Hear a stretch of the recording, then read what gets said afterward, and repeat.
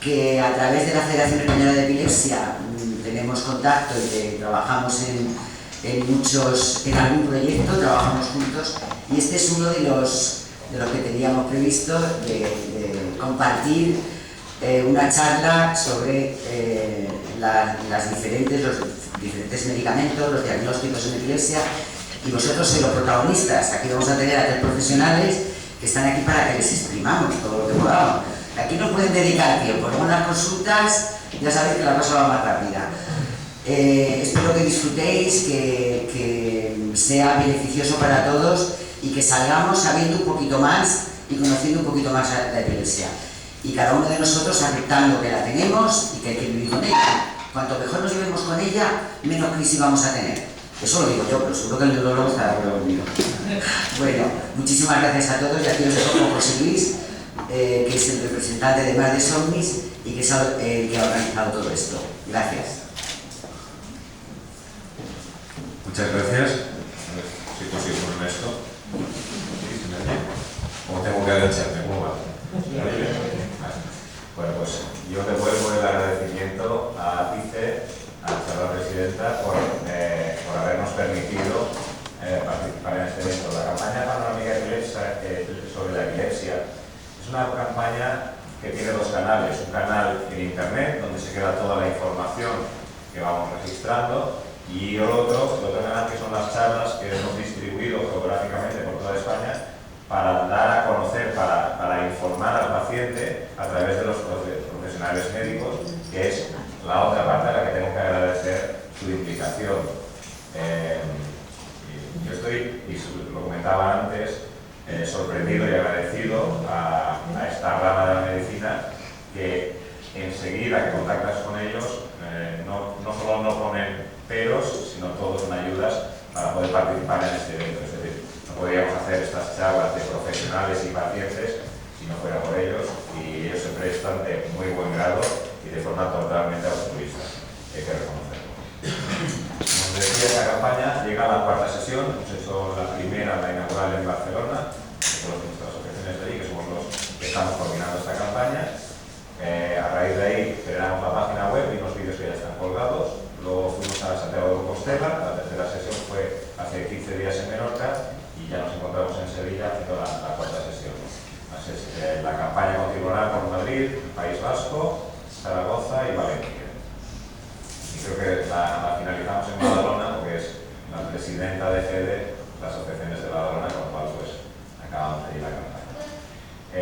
Sin más, os voy a presentar ya a los profesionales que son los verdaderos protagonistas de este acto, junto con los pacientes, por supuesto. El doctor Rodríguez Manga, que es neurólogo, por favor. Y la doctora María Carmen Pérez Mota Pérez, perdón, que es psicóloga, ambos dos especializados en epilepsia.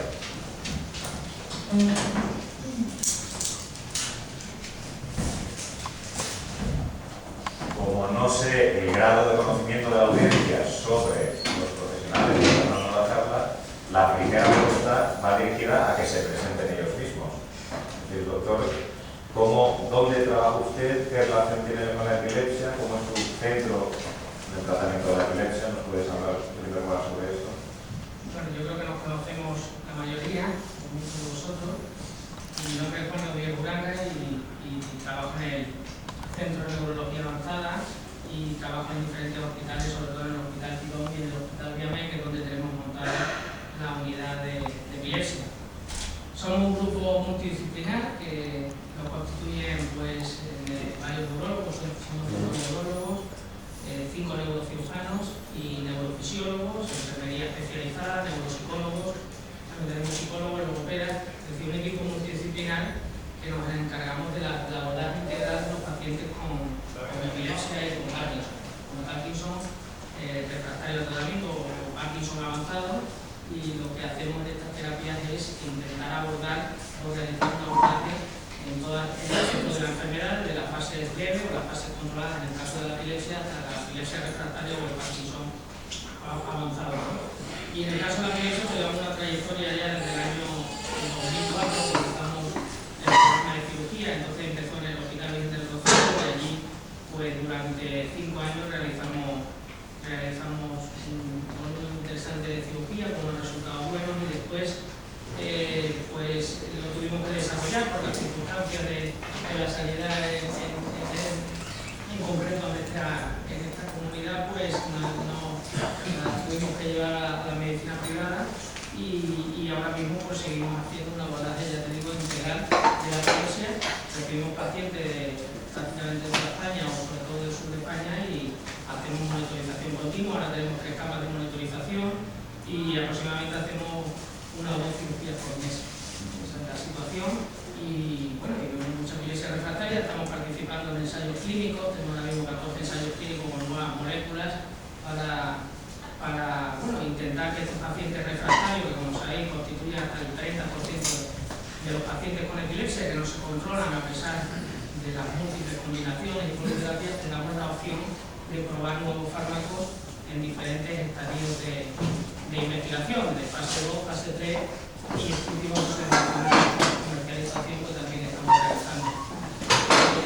Abordamos también el tratamiento con las nuevas técnicas de estimulación, es decir, intentamos estar a la vanguardia a la hora de no solo del estudio prequirúrgico, que vamos a hablar de lo que es la cirugía básica del lóbulo temporal, sino intentar pues ir a casos más complejos sin lesión, abordando lo que es los estudios con electrodos intracraneales y con sistemas de neuroestimulación, que el problema está fundamentalmente en los costes y desde el ámbito privado pues es complicado también. Hoy día con el tema de las compañías pues hay muchos enfermos que se pueden beneficiar de esto en nuestro entorno, pero todavía en la sanidad pública, pues ya digo, tenemos mucho que vosotros, sobre todo desde las asociaciones, tenéis que trabajar mucho para que todas estas terapias se puedan aplicar en todos los ambientes, no solo en el público, ¿no? Que aunque está disponible, pues todavía queda mucho trabajo, como digo, en reorganizar eso para que haya unidades suficientes para un abordaje lo más integral posible.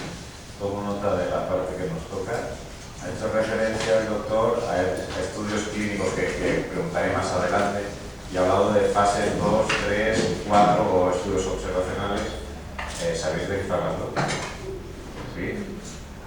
¿Puedes ver? Bueno, el estudio, para que un fármaco salga al mercado, tenemos que hacer un fase 1, que es un estudio básico, fundamentalmente en animales, y después ya pasamos a enfermos que se ponen al fármaco sin todavía haber podido demostrar. Inicialmente, lógicamente, se evalúa en las primeras fases 1 y 2 la seguridad del fármaco, siempre con algunos estudios preclínicos donde ya vemos que puede haber una eficacia de ese producto, pero tenemos que demostrar en esas 3 fases, ¿no? La fase 1, 2 y 3. En las 2 primeras, fundamentalmente, seguridad, y ya en la fase 3 vamos a demostrar la eficacia, ¿no? Entonces, los estudios fase 2 son estudios más complejos que requieren que el enfermo, sin muchas evidencias todavía sobre qué resultados va a tener ese fármaco, se pone, la mayoría por pacientes que están muy evolucionados y con grandes problemas de control de su crisis, pues a esto. Y después de eso, el estudio fase 4 o comercialización para que el fármaco esté en la calle para nuevas indicaciones, o estudios de práctica clínica que también son muy importantes, porque lógicamente los ensayos clínicos se dan en un contexto es diferente al de la vida real, porque el enfermo está con una monitorización muy especial, con un seguimiento muy estrecho, y eso es diferente a la vida diaria. Entonces, los estudios post comercialización, que también hacemos muchos, fundamentalmente multicéntricos con diferentes centros de epilepsia nacional, pues vemos los resultados ya una vez que el fármaco está en la calle, y a veces obtenemos pues mucho conocimiento nuevo sobre seguridad, sobre tolerabilidad y sobre eficacia, que en los ensayos pivotales pues no podemos ver. Bueno, pues que hemos empezado casi por el final, que es por la parte de qué viene después, ¿no? En vez de hablar sobre los tratamientos presentes, que puede ser también interesante para toda la audiencia, hemos empezado ya casi hablando de los medicamentos que saldrán próximamente. Vamos a dejarlo para el final. Mari Carmen, cuéntanos tú qué relación tienes con la epilepsia y qué experiencia tienes alrededor de los pacientes. Sí, ¿lo haces todo el mundo más? Mari Carmen, soy licenciada en psicología, llevo 10 años en... Sí, hacerlo bien. ¿Ahora? Sin problema. No muerde, mira. No muerde. ¿Cuánto la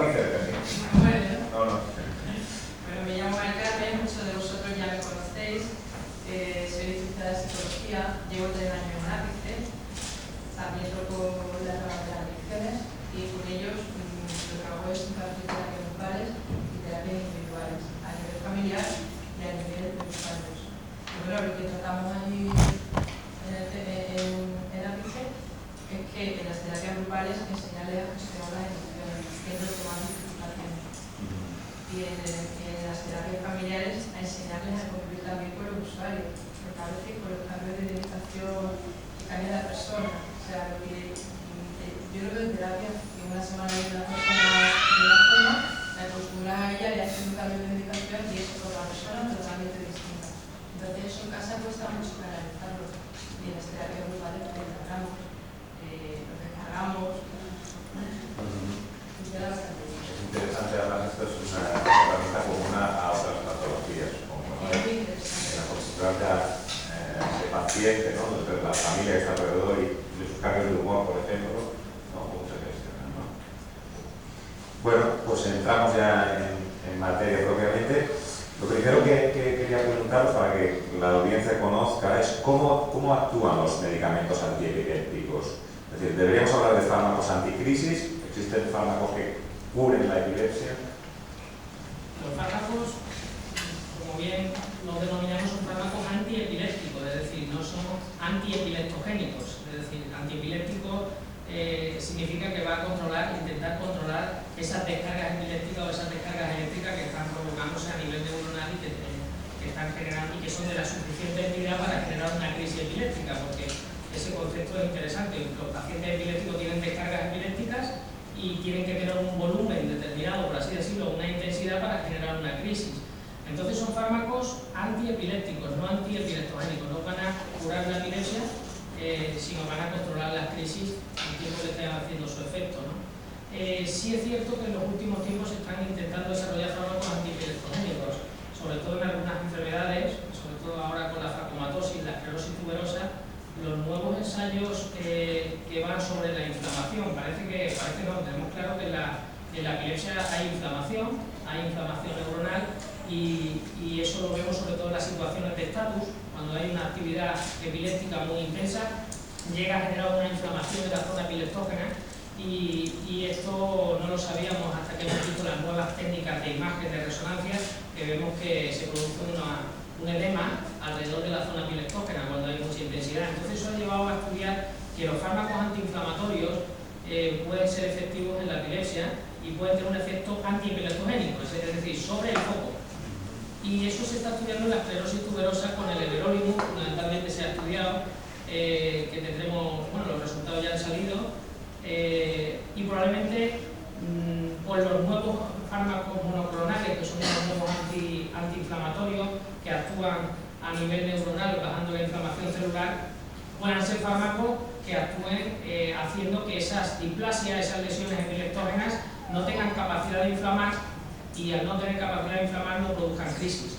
Entonces se está atendiendo en algunas patologías, sobre todo en esas patologías que sabemos que las displasias generan inflamación, pueden tener un efecto antipileptogénico, pero todavía eso está por demostrar claramente, ¿no? Si bien este fármaco, por ejemplo el everolimus en la esclerosis tuberosa, que es un fármaco que se utiliza en enfermedades reumáticas como la artritis reumatoide, también se utiliza en los linfomas, sobre la epilepsia su efecto es un efecto antiinflamatorio y por tanto, como sabemos que esa actividad, esas descargas van a inflamar la zona circundante donde está el foco epiléptico y el foco epiléptico pueden tener controlado de una forma que llamamos autoinmune, es decir, el cuerpo va a generar por esta sustancia, por este everolimus y estos fármacos de estas características, va a generar una serie de anticuerpos, por así decirlo, que van a hacer que no se pueda inflamar el cerebro epileptógeno o la zona epileptógena.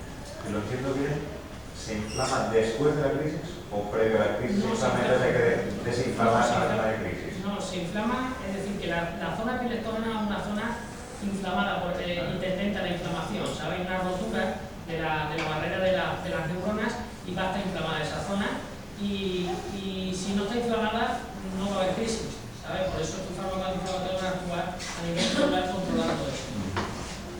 Eso también se está estudiando en el Alzheimer. Las últimas informaciones que han salido sobre la adalimumab, que es un fármaco monoclonal, que vemos que la neurodegeneración es un componente inflamatorio y tratando ese componente inflamatorio de inicio vamos a controlar. Entonces hoy se está utilizando todo este fármaco para esclerosis múltiple, y ya hay fármacos que han demostrado su utilidad y que son eficaces en controlar hasta un 90% de los brotes de la esclerosis múltiple, como son el natalizumab, el alantuzumab. Son fármacos que van a controlar la inflamación en el cerebro, y parece que la teoría inflamatoria en gran parte de las patologías neurológicas está muy presente, y que en la epilepsia pues podemos tener resultados interesantes buscando ese objetivo, que es encontrar el fármaco antiepileptogénico, no el fármaco antiepiléptico, que es lo que disponemos en la actualidad. Vale. Más o menos por ahí. Sí. Está hablando del tema de la inflamación en una, cuando hay muchas crisis, que ha tenido una encefalitis, que es una inflamación, ¿no? Entonces, en los síndromes catastróficos sería, imagino, ¿no? Que si conseguimos que no se inflame, la reducción de la inflamación tiene que ir por lógica. Sí, de hecho, esas encefalitis autoinmunes del lóbulo temporal, que hay muchos síndromes, cuando debutan de forma muy aguda, son enfermos que entran en UCI, que no hay los controles y tal, y ahí el problema es la inflamación, y ahí sí vemos la inflamación muy patente. Entonces ahí se están utilizando ya ese tipo de fármacos, rituximab y tal, con unos resultados que están por ver, porque son afortunadamente casos muy aislados, pero que la teoría antiinflamatoria como antiepileptogénica es una teoría que probablemente en los próximos 5 o 10 años vayamos a tener grandes resultados y que sean productivos sobre todo para estas epilepsias que son muy activas y que generan esa inflamación alrededor del foco. Y sobre todo siendo bebés, que los primeros meses de vida, ante una crisis de 1 hora o 1 hora y media, o inducen el coma, como tenemos por casos que inducen el coma, si eso se pudiera llevar a cabo, no tendríamos que llegar a ese extremo, con lo cual el cerebro tampoco sufriría tanto, no tendría más calidad de vida. Sin duda, sabemos que cuando un paciente tiene un síndrome de West, ¿sabes? Un síndrome de West no es una enfermedad, un síndrome de West es una expresión de la epilepsia, es decir, el paciente que debuta con crisis entre los 3 meses y los 9 meses aproximadamente, debuta con espasmos en flexión, ¿sabes? Y debuta porque el cerebro no tiene madurez para tener una crisis tónico-clónica generalizada, sino tiene madurez para producir ese problema. Eso se llama síndrome de West, que muchos enfermos dicen, yo tengo un síndrome de West. No, yo tuve un síndrome de West en ese momento, pero mi enfermedad no es un síndrome de West, es una displasia, es una cicatriz del nacimiento por falta de oxígeno, es otra patología, pero el síndrome de West es una expresión de la crisis, o una presentación de la crisis de un origen normalmente focal. A veces son genéticos, pero no es así. Entonces, ¿por qué usamos en esas edades precoces, donde el cerebro es muy maduro y se inflama? ¿Por qué? Decimos ahora que se inflama porque lo sabemos por la resonancia, pero durante años llevamos utilizando corticoides en esos pacientes. Es decir, los niños usamos ACTH. ¿Y por qué usamos ACTH, que es un corticoide antiinflamatorio? Pues antes lo usábamos empíricamente, porque como no respondían a nada a estos niños, le poníamos corticoides, porque los neurólogos y los médicos en general, cuando no sabemos qué hacer a un paciente, le ponemos corticoides. Pero ya sabemos por qué, porque la teoría inflamatoria está ahí. Es decir, que llevamos tiempo usando corticoides sin saber que la epilepsia genera una inflamación. Entonces, los corticoides han funcionado y después hemos dado años sin utilizarlos y ahora empezamos con antiinflamatorios más modernos, porque ahí hay un nicho que cubrir, ¿sabes? Porque realmente la efectividad de los antiinflamatorios ya la conocemos desde hace años, ¿no? Y en los niños es muy efectivo. El cerebro inmaduro se inflama más.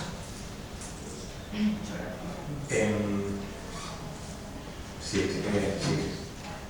¿Por qué existen diferencias en un mismo fármaco con 2 pacientes más o menos iguales? ¿A qué se debe? Que tú pones un antiinflamatorio, un antitécnico, a un niño le vas a hacer. Le pones un antiepiléptico a un niño, le pones a otro, no le funciona y a otro parece que no. ¿A qué se debe? Bueno, realmente no lo sabemos. No sabemos porque sabemos cómo actúan los fármacos antiepilépticos, es decir, hay fármacos que actúan sobre los canales de sodio, hay otros que actúan sobre los canales de potasio, otros que actúan... Pero ¿por qué un paciente que tiene un cavernoma temporal se controla con carbamazepina y otro que tiene un cavernoma temporal no se controla con carbamazepina? Va a depender también de la intensidad, es decir, la epileptogénesis no es siempre igual, es decir, que en el mismo paciente la epileptogénesis va cambiando, porque un enfermo que tiene un cavernoma se lleva 1 año controlado y después tiene un estatus epiléptico y se lleva, o tiene múltiples crisis y el cavernoma lo tenía desde que nació, ¿sabes? Porque la epiléptogénesis va cambiando y llega un momento que es más intenso o menos intenso que el tratamiento y que esos fármacos entran mejor o peor en la neurona y desactivan esa electricidad mejor o peor, pero va a depender de la cantidad o de la intensidad de actividad y de cómo el fármaco, con las características también del cuerpo del paciente, que también eso influye, es capaz de entrar mejor o peor y frenar esas corrientes iónicas anormales que van a producir que la excitación sea mayor que la inhibición. Es decir, nosotros en el cuerpo, de forma innata, tenemos unos neurotransmisores que son excitadores, que son los glutamatérgicos, y otros que son inhibidores. Entonces esto tiene que estar equilibrado. En un paciente que tiene una epilepsia y que tiene una lesión puede estar equilibrado durante muchos años, pero llega un momento que siempre esa lesión va a tender a ser una zona anormal del cerebro, va a tender a excitar.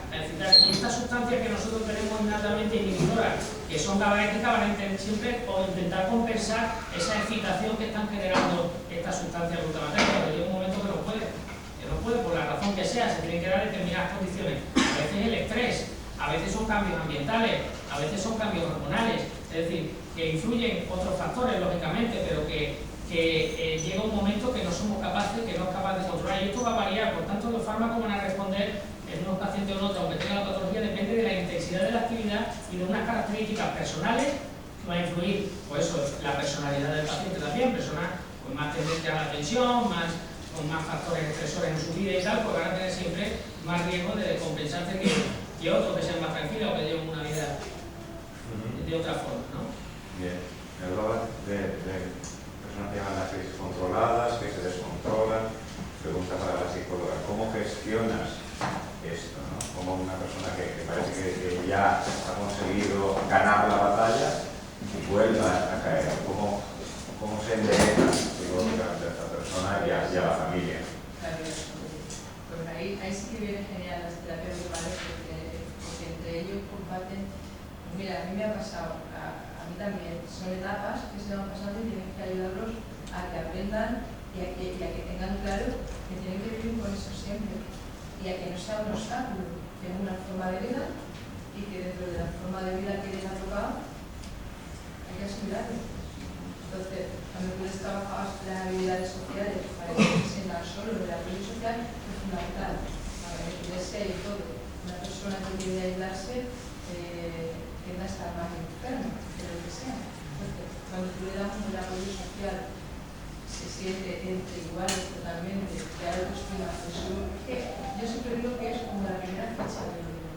Empieza uno y empieza ya todo. Entonces se siente bien, tu autoestima va subiendo, te relacionas más, al relacionarte más, te abres más a todo, te así como no. Una actitud positiva es el principio. Claro, esperando el libro lo mejor que se pueda. Y los familiares igual. Allí siempre insistimos en las terapias de grupo que cuando haya cambios de humor, de neurólogo, comentárselo cuando haya picos de agresividad, que suele haberlo, que hace muy difícil la convivencia, porque en el tema familiar es muy difícil cuando está en ese pico de agresividad. Entonces yo siempre insisto, ir al neurólogo, comentárselo para que cambie la medicación y vaya jugando, porque yo entiendo que cada uno es una etiología diferente y para ajustar la medicación no es tan fácil. Pero si ellos no lo saben, hay gente que yo creo que piensa, bueno, pues esto es así y me ha tocado estar así. Bueno, no me ha tocado. Me dice al neurólogo porque tiene que haber alguna manera de cambiar la medicación. Entonces, bueno, lo intentamos orientar para que se gestione la emoción. Vale, pregunta para el neurólogo ahora. ¿Qué efectos secundarios tienen los medicamentos antiepilépticos? Pues, como bien comenta Ricardo, ¿no? Son muy frecuentes. Lógicamente, los nuevos fármacos antiepilépticos tienen que demostrar para salir al mercado porque tienen un mejor perfil de tolerabilidad y de seguridad que los fármacos clásicos. Desafortunadamente, los nuevos fármacos antiepilépticos sí están consiguiendo ese efecto en algunos casos, o en muchos casos, pero no están demostrando más eficacia que los clásicos, porque todavía pues, seguimos pensando que la carbamazepina es el fármaco pues, de primera elección, la primera focal, a pesar de que salió en el año 78 y que han salido más de 20 fármacos antiepilépticos últimamente, ¿no? Pero no le han ganado en eficacia, le han ganado un poco en seguridad o algo en seguridad y en efectos adversos, pero es cierto que los fármacos antiepilépticos, tanto nuevos como clásicos, van a tender a producir problemas cognitivos conductuales, algunos más que otros, y vamos a tener que valorar cada caso y sobre todo pues, estar estrechamente en contacto con el enfermo para ver la evolución de esos efectos, porque muchas veces pueden llegar a ser graves, ¿no? Es decir, hay fármacos antiepilépticos nuevos que están dando muchos problemas de irritabilidad, de agresividad, de problemas incluso delirantes, del ámbito psicótico y tal, y cognitivamente pues también lo tenemos que tener en cuenta. Si el paciente ya tiene una encefalopatía, tiene un retraso y usamos fármacos que cognitivamente son negativos, pues vamos a conseguir más beca en ese sentido y empeorarlo también conductualmente. Es decir, hay que valorar cada caso, es complejo, pero realmente estos enfermos y sobre todo esos enfermos farmacoresistentes muchas veces tenemos que ir a usar fármacos que sabemos que les pueden producir problemas, pero que las crisis o la alta recurrencia de crisis también es un gran problema que puede poner en peligro la evolución del paciente. Me imagino que al final es una balanza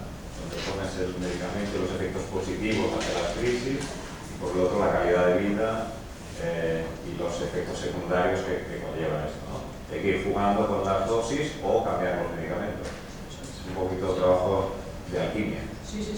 Y que realmente yo se lo digo a los pacientes, digo, mira, aquí no hay, y lo comentabas antes, José Luis, que no hay, un fármaco no va a funcionar igual en todos los pacientes, ¿no? Hay pacientes que le va a ir muy bien y otros pacientes que no le va a hacer nada y va a tener que seguir cambiando, es decir, la paciente va a tener su fármaco. Y eso depende de esas,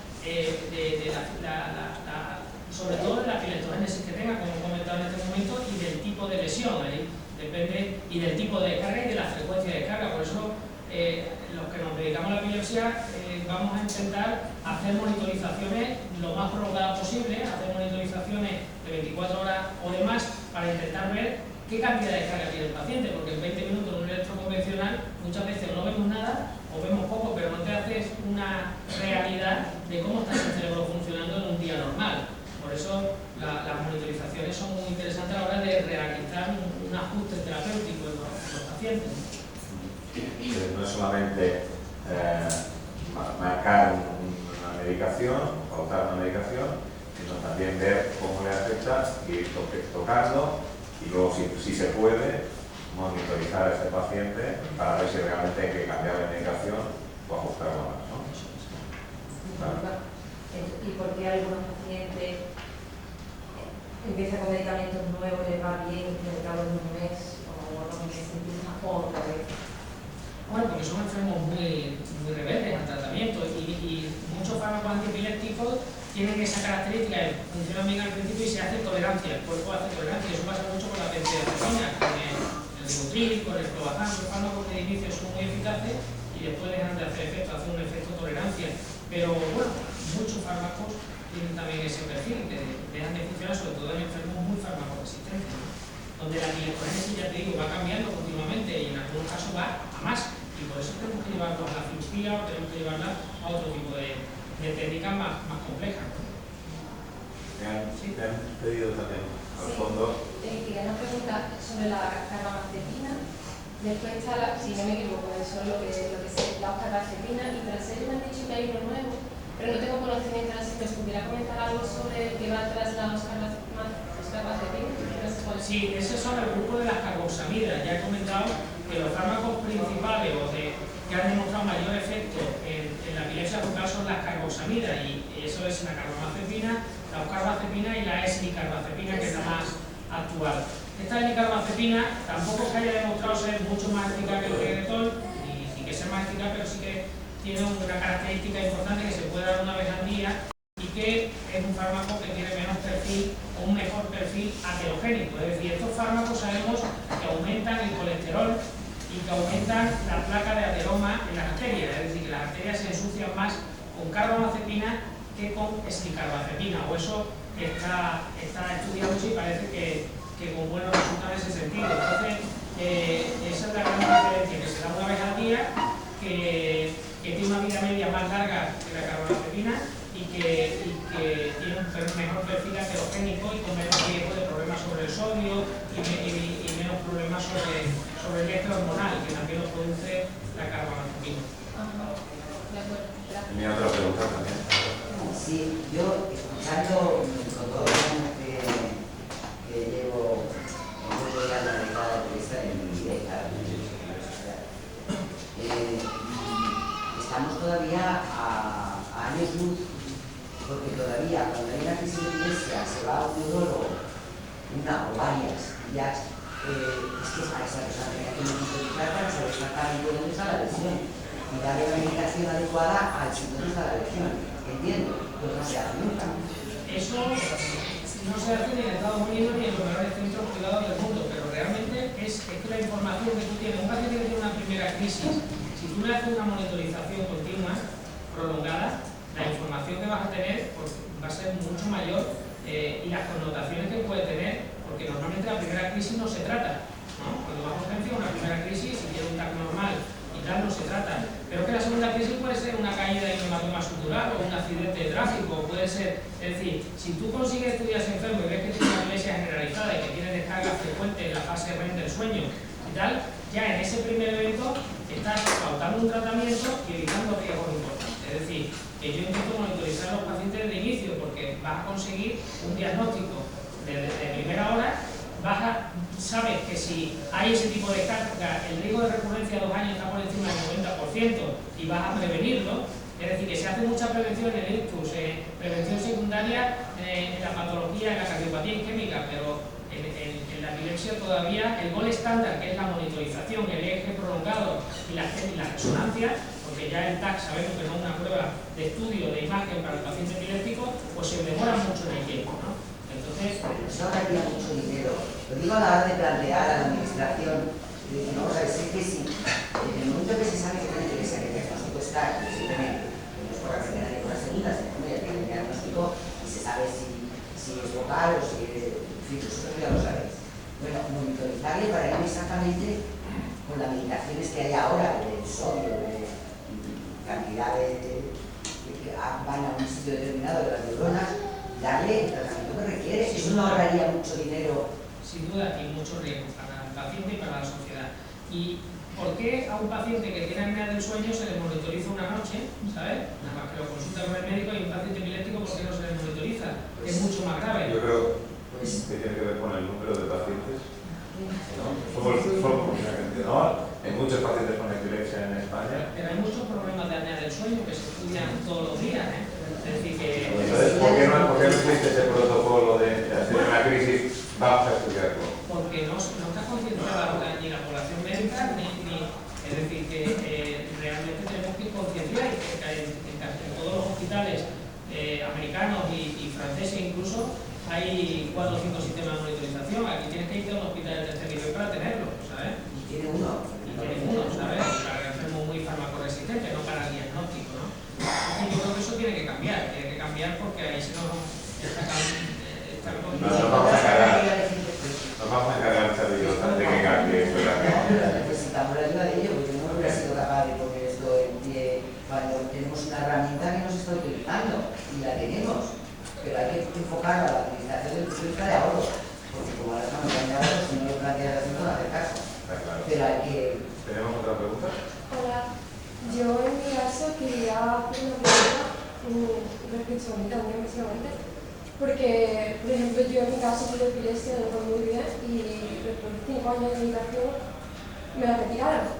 Y la cosa ha sido que después de 1 año sin medicación volví a tener un ataque y cometí un accidente. Entonces quería saber cuál era el protocolo que debe seguirse a la hora de quitar la medicación. Y aparte, quería señalar como el doble sesgo que hay a la hora de consultar a un neurólogo y a otro. Por ejemplo, un neurólogo que tuve me ha dicho que después de 2 años sin ataques y con un electro normal, él está obligado a quitarme la medicación. Sin embargo, otro me ha dicho que debería estar toda mi vida con ella. Obligado no está a quitar la medicación, es decir, lo que me estás comentando es un tipo de epilepsia genética que se llama epilepsia generalizada idiopática, ¿no? Ese tipo de epilepsia normalmente hay una condición genética que lleva a tener ese síndrome. Es decir, un paciente puede tener una epilepsia focal o una epilepsia generalizada. Y las epilepsias focales son secundarias a una lesión y las generalizadas pueden ser secundariamente a una lesión, pero lo normal es que no, que sea una condición genética. Es decir, que el cerebro de esa persona no tiene lesión, pero tiene un umbral convulsivo más bajo. Es decir, que en determinadas situaciones que a la mayoría de la población no nos generan problemas, a ese paciente le van a generar una crisis, no dormir, falta de descanso, beber alcohol, hacer ese tipo de transgresiones, pues le van a generar una epileptogénesis que a otro no. Entonces, este tipo de pacientes de epilepsia que suelen debutar en la adolescencia, normalmente los neurólogos tienden a poner un tratamiento, y hasta hace unos años se planteaba que si en 5 años no había crisis, algunos protocolos, pero eso no está bien definido. Lo que sí hay que explicar al paciente es, esto es un tema genético, que en la adolescencia, en la segunda o tercera década de la vida va a haber más riesgo de crisis, pero nunca va a tener el riesgo de la población general de tener crisis. Y el porcentaje de recurrencia en determinados síndromes va a estar siempre por encima entre el 50 y el 80%. Si tú le dices al enfermo, llevas 5 años sin crisis, los electros son normales, tienes una epilepsia generalizada idiopática, la probabilidad de tener crisis con un síndrome de ausencia juvenil, por ejemplo, o de una miocrónica juvenil está en un 80%. El enfermo lo consensúa con el enfermo y realmente pueden decidir quitar un tratamiento si no va a ser transgresiones, si va a ser una vida tranquila, si va a evitar esas situaciones, si no duerme un día que tenga un tratamiento de rescate. Pero es una cosa que el riesgo lo tienen que correr, porque todas las epilepsias generalizadas idiopáticas, aún después de 40 años sin crisis, van a tener más riesgo de crisis que la población general. Siempre. Y un paciente con una epilepsia focal, los únicos pacientes que se curan de la epilepsia y que se le puede quitar el tratamiento es el que se opera, le quitas completamente la lesión y después de 5 años pues puedes plantearte quitarle el tratamiento, porque has quitado la lesión epileptógena. Pero un paciente que no tiene lesión siempre va a tener un riesgo más alto que la población general de volver a tener crisis. ¿Sabes? Porque si en algún momento ese cerebro ha producido esa descarga eléctrica es porque ahí hay algo mal formado que todavía no vemos, que son displasias corticales, que son grupos de neuronas mal formados que siempre van a tener en determinadas circunstancias o la posibilidad de volver a chispar. El enfermo tiene que conocer eso. Y nunca se puede quedar un enfermo tranquilo si lleva 5 años sin crisis como si lleva 10 de que no tiene ningún riesgo de tener crisis. ¿Sabes? Eso es. Sí, pero mi pregunta es que hay una falta de acuerdo entre neurólogos, porque no es normal que un neurólogo me diga que está obligado porque está obligado y que me trate como un porcentaje, porque yo no soy un porcentaje, me diga un porcentaje. Entonces, si yo misma prefiero estar toda mi vida con medicamentos, ¿por qué me dice eso? Bueno, pues a lo mejor porque no te ha tocado el neurólogo que sabía bien las cosas en ese momento, pero que ya te digo que hace 5 años no teníamos los conocimientos que tenemos hoy, y hasta el año 2011 la IDAE, la Liga Internacional contra la Epilepsia, no dijo esto: la epilepsia miocrónica juvenil no se le puede quitar el tratamiento nunca. Y hace 5 años, y eso lo han dicho los popers de la epilepsia mundial, y en el año 2010 no lo decían los mismos. Por tanto, esto se va cambiando, vamos teniendo más conocimiento de la epilepsia y algunos neurólogos que estamos más metidos en una cosa, o vamos a saber más de esto y lo vamos a explicar mejor, y el que sepa más de esclerosis múltiple se lo va a explicar mejor a sus pacientes.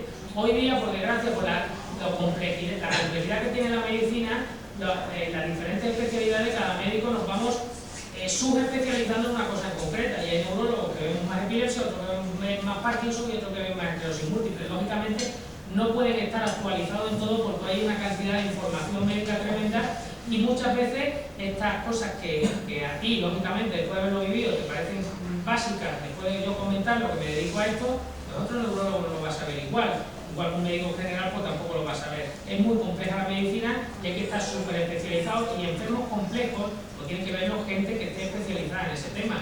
Y el problema es que no hay gente suficiente para ver a todos los enfermos epilépticos con epilepsia refractaria, sino lo ven muchas veces pues lo que el sistema da, o residentes o neurólogos recién terminados que no tienen la experiencia específica para esto, ¿sabes? Quizás también quizás las asociaciones también deberíamos servir de base de datos de conocimiento para que los pacientes tuvieran la información actualizada. Hombre, claro, nosotros en la asociación, Pablo, creo que decimos, primero tiene que ir a un especialista en epilepsia, porque neurólogos hay muchos, claro que los hay, están súper preparados, pero que acaba de decir ahora el doctor Rodríguez Blanca,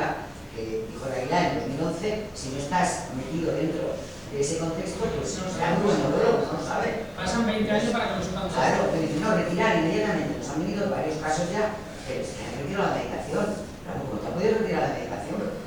Yo que no soy una neófita, bueno, por lo menos en el tema clínico o como neuróloga, pero la gente te dice que eso es un crimen, quitar y también se me había hablado eso, aliarte con la epilepsia, primero aliarte con tu propia enfermedad, saber dónde está tu umbral, saber el tema del sueño, cómo tienes que tratarlo, el tema del estrés, el tema de los ruidos, el tema de la discoteca, de las luces, es decir, hay una serie de alcohol o las drogas, es decir, son cosas que la tienes que interiorizar el paciente para poder realmente sacar el partido.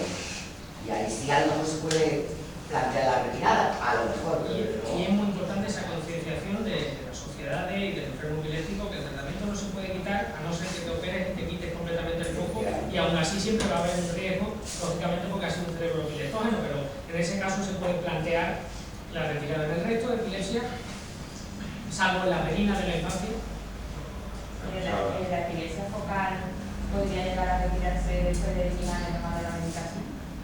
Ya te digo, es muy poco probable. Si no hay una lesión demostrada, no puedes decir que no hay un riesgo de recurrencia. No, sí, de hecho, después de X años, otra vez vuelve la crisis. Por eso Es lo que estoy intentando transmitir, que el enfermo que no tiene una lesión y tiene una epilepsia, ese cerebro siempre va a tener un riesgo alto de recurrencia de crisis. Y yo creo que no se le puede decir al enfermo, el neurólogo tiene que tener la pericia de conocer esto y de transmitirlo bien. El riesgo está ahí, ¿sabes?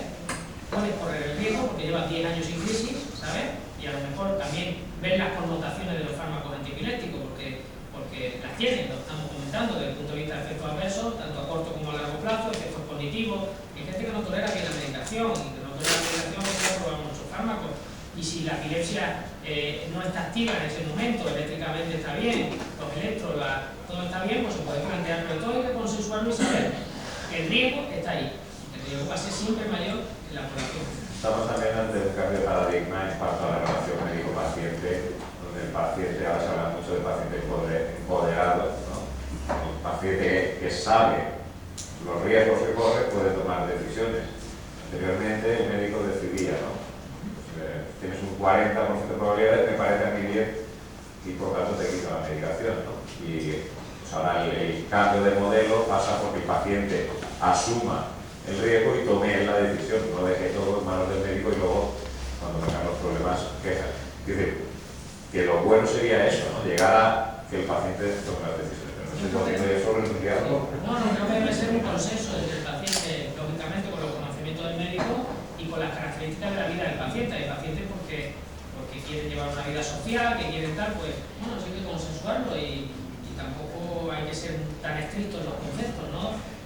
Sobre las limitaciones que le planteamos al enfermo epiléptico, no se puede tomar una cerveza, que no puede hacer esto, ¿no? Pero hay determinadas cosas que sí se pueden hacer y que normalmente no van a alterar mucho su vida, no es que sea tan restrictivo, o cuando se le dice a una embarazada, a una epiléptica que no puede tener hijos, o cuando se le dice, se limita mucho al enfermo, pues estamos aumentando su rol y empeorando muchos temas, ¿no? Entonces, yo creo que todo eso hay que ser más flexible y hay que consensuar mucho las decisiones para el paciente.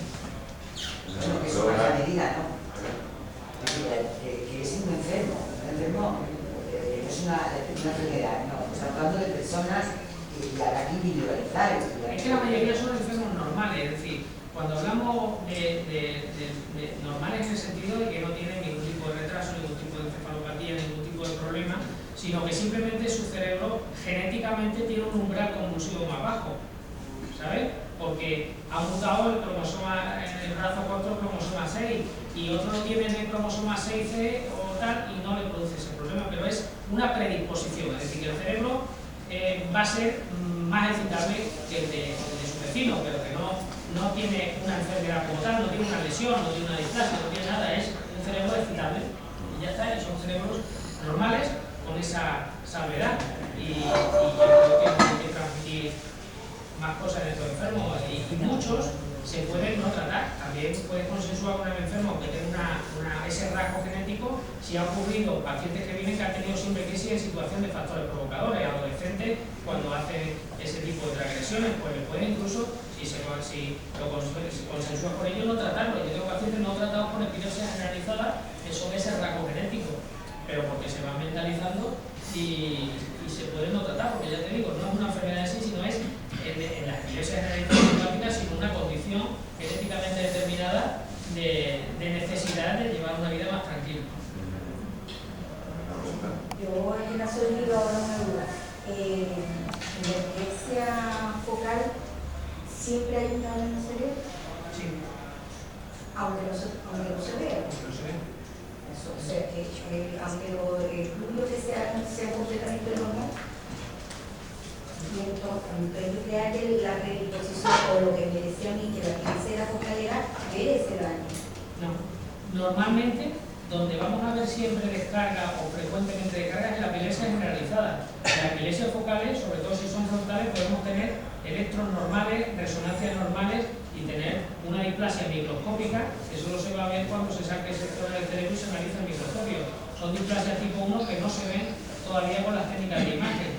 Allí mismo vino una paciente que venía, que había tenido una crisis y que pasa muchos enfermos, no acepta que tiene una epilepsia. Está convulsionado, pero le dice, no, es que la resonancia es normal y el electro es normal.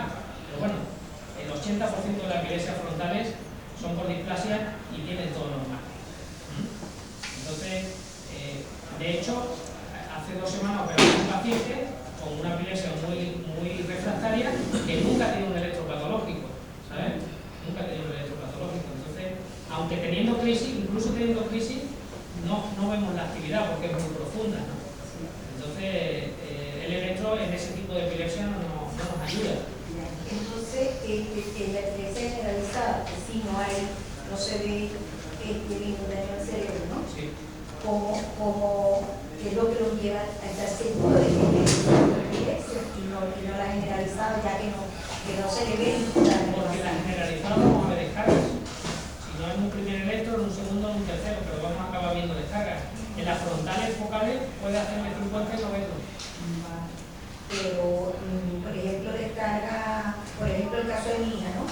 Ella tenía descargas paroxísticas cuando era pequeña. Hoy por hoy sus electros son completamente normales. ¿Nos referimos a ese tipo de descarga o si ahora no las tiene, ya no tiene nada que ver con el pasado? No, si ha habido descargas en algún momento, Sí. ¿sabes? Ya nos dicen el tipo de epilepsia por donde puede ir, ¿sabes? Yo no recuerdo ahora mismo bien tu registro, pero en general las epilepsias generalizadas van a tener electros patológicos y las epilepsias focales, la mayoría sí, pero las frontales muchas no. En este sentido, las nuevas técnicas de imagen pueden ayudar a ver estos focos. Sí, cada vez mejor, es decir, que las nuevas resonancias, los nuevos PET, la fusión de la resonancia con el PET, esas técnicas de medicina nuclear fusionadas con resonancia, pues todo eso nos está permitiendo cada día diagnosticar displasias fundamentalmente que no veíamos hace 3 años o 5 años, ¿no? En resonancias previas, incluso mirándolas con el retroscopio, comparando la resonancia, las técnicas han cambiado mucho y vemos cosas que no se podían ver aunque la miráramos específicamente o con el retroscopio, como digo. Yo le voy a hacer una pregunta. Una persona con un foco epileptógeno no localizado y con un daño cerebral ya visto por estas pruebas que usted ha dicho, ¿puede ser candidata a algún tipo de cirugía? ¿O es más difícil? Te me has adelantado. Sí, esta pregunta te vas a adelantar. Sí, ese es el candidato ideal. Es decir, el candidato ideal si tiene una epilepsia farmacoresistente. ¿Y qué es una epilepsia farmacoresistente? Ya hoy día la Liga Internacional contra la Epilepsia dice que un paciente que lleve un año diagnosticado de epilepsia, un año, y que haya probado 2 fármacos antiepilépticos solos, es decir, en monoterapia o en combinación, ya es un enfermo farmacoresistente si tiene más de una crisis al mes. Es decir, en un año. Sabéis que los enfermos llegan a los programas de cirugía con una media de 20 años de evolución de su epilepsia. Ya hoy, con ese criterio de refractariedad o ese diagnóstico de refractariedad, el enfermo, si en un año no se ha controlado con 2 fármacos y con una combinación, ya debe plantearse la cirugía, y sobre todo si tiene ese perfil que dice, enfermo con epilepsia focal, con un foco claro y con ese número de crisis y con un año de evolución. Un tumor lo tienes que sacar, pues si no el enfermo se muere, pero una epilepsia, el enfermo no tiene por qué morirse ni mucho menos. Entonces es una cirugía que no tiene que tener riesgos importantes para el paciente, porque si no, ¿sabes? Entonces le dirían que no, porque esa lesión es frontoparietal. porque está en la zona elocuente sensitivo-motora, con riesgo de generar un déficit mayor de lo que pueda ser su epilepsia. Me habéis comido 3 preguntas directamente con esta. Ahora hemos hablado de esto, ¿no? Los criterios para ser fármacos resistentes que han ido evolucionando, y también has mencionado una cifra que me parece espeluznante, la de que una persona candidata a operarse hace 20 años dando vueltas por el sistema hasta encontrar que efectivamente se le podía haber solucionado a 19 años antes. Bueno, quizás hace 20 años no teníamos la tecnología, ¿no? Pero que ahora mismo deberíamos ser capaces de estos pacientes que pueden tener la vida solucionada, hacerlos llegar rápido al sistema que les puede solucionar el problema. ¿Cómo conseguimos esto? ¿Cómo lo hacemos? Pues ya os digo, esto, la sociedad médica no está muy por la labor, porque no hay mucha formación en este sentido, y la neurología, pues siempre los servicios de neurología no son como los servicios de medicina interna, y solo los grandes hospitales ahí tienen un gran poder, después depende de la medicina interna, y eso hace que los comarcales y sobre todo en nuestra comunidad pues haya especialistas en epilepsia, que por ejemplo en Barcelona hay neurólogos en todos los hospitales, incluso en los comarcales, aquí no es así, y epileptólogos pues en casi todos los hospitales. Por lo menos en Barcelona tenéis unidades de epilepsia con monitorización. Aquí ahora mismo en Andalucía solo tenemos una unidad de monitorización que es Granada, ¿sabes? Una unidad de epilepsia como tal. Allí en Barcelona tenéis 4, ¿sabes? Pues vosotros a lo mejor estáis trabajando mejor desde el punto de vista de las asociaciones, de la concienciación de los políticos, de la concienciación de los médicos, y yo creo que ahí están influyendo unos factores que todavía aquí falta por recorrer. Y yo evalué esto en el año 2006, no 2007, y los enfermos llegaban a los programas de cirugía con 23 años de evolución de su epilepsia. El mismo dato que me dieron en Santiago de Compostela. 23 años. La media es pues ese dato del año y de la edad no lo saben ni la mayoría de los neurólogos, y mucho menos los neuropediatras, ¿no? El niño hay que operarlo lo antes posible, es decir, que el niño que tiene un cerebro plástico, que tiene mucha capacidad de regeneración y de funcionalidad de su cerebro, pues cuando empieza con el problema hay que estudiarlo para intentar, si no se controla eso, en 6 meses, 1 año, intentar ir a la cirugía.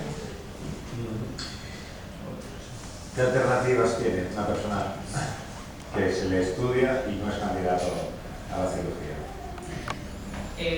Bueno, hoy día tenemos técnicas de estimulación, como hemos comentado. Antes las técnicas de estimulación, y últimamente, en los últimos años, la dieta cetogénica en algún perfil de pacientes, sobre todo en niños, está demostrando utilidad. En adultos es que es una dieta muy mal tolerada, una dieta rica en grasa y con poco hidrato, proteína y de sabor es muy mal tolerada. Hay algunas dietas modificadas de Atkins y tal que pueden tener una mejor tolerabilidad y tal, pero es complejo. También hay que hacer un primer análisis hospitalario para ver cómo lo tolera el riñón y tal, porque puede producir una insuficiencia renal aguda. Entonces tiene sus connotaciones, pero bueno, en algunos síndromes epilépticos, sobre todo en niños, puede ser hasta muy eficaz.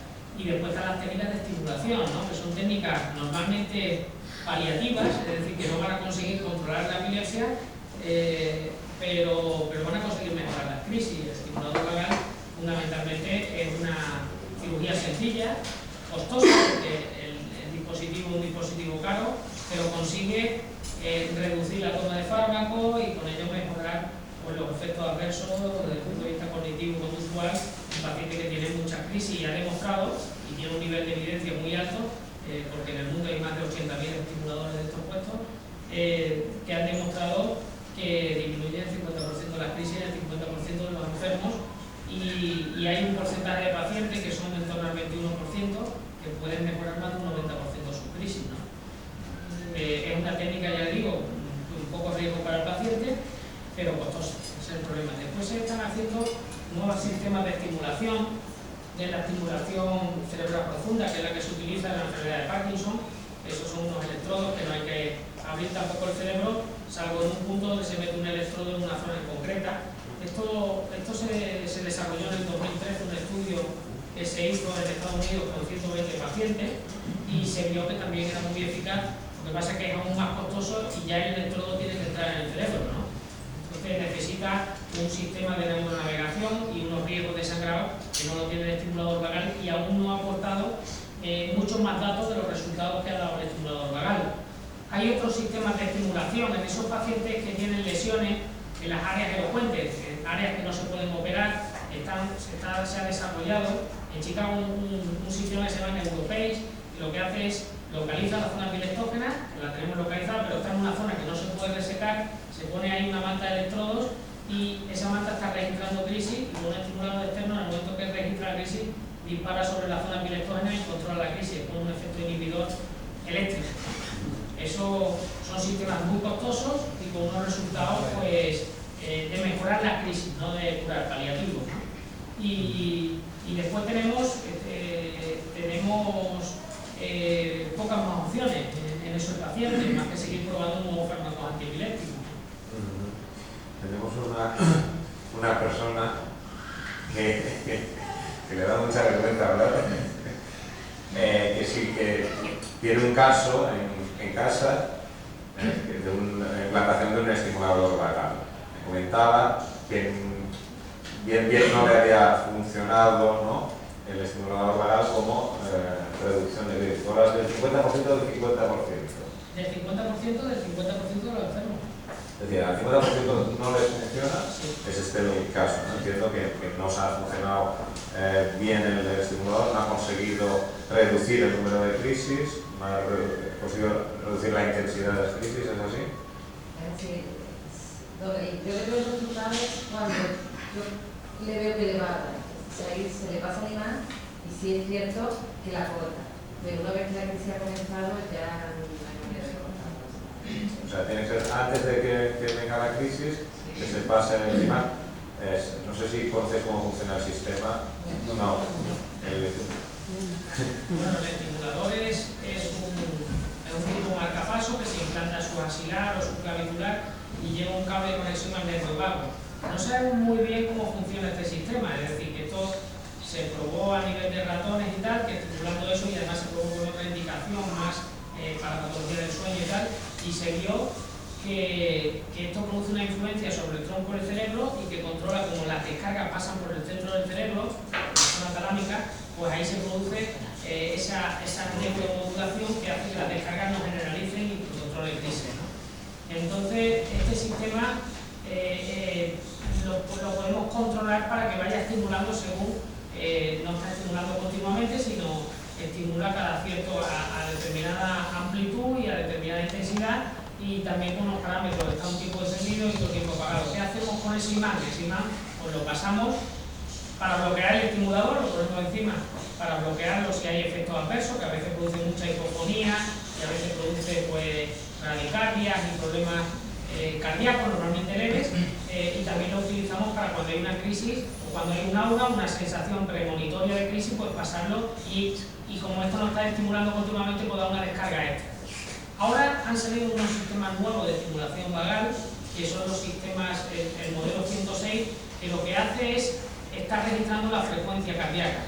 Entonces, tiene un sistema de registro de la frecuencia cardíaca y lo programas para que cuando la frecuencia cardíaca es el 50% de la frecuencia cardíaca normal, pues ese sistema está continuamente registrando la frecuencia cardíaca, dispara una descarga de estimulación extra, ¿sabes?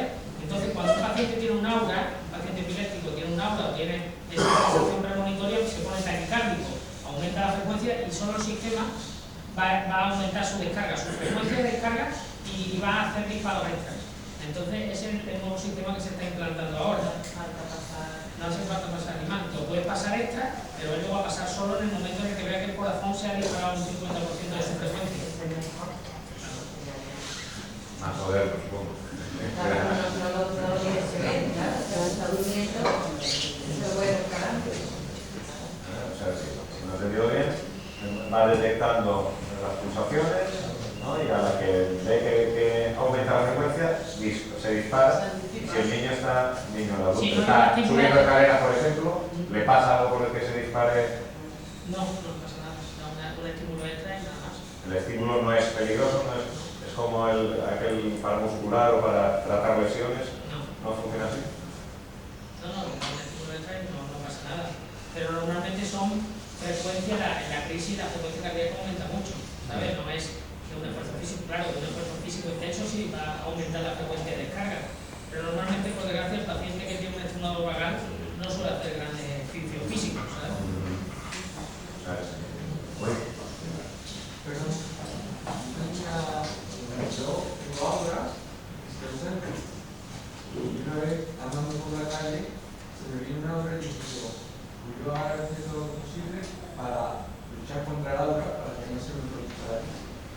Sí, sí. Como hice ese esfuerzo sobre, digamos, natural casi, de expulsar responsable del aura, lo que me vino fue que me dio la crisis de una forma tan grande que el alto reflejo del cuerpo fue que me puse la mano izquierda debajo del culo y caer entre un suelo. De hecho, me partí el hueso del brazo por ese golpe.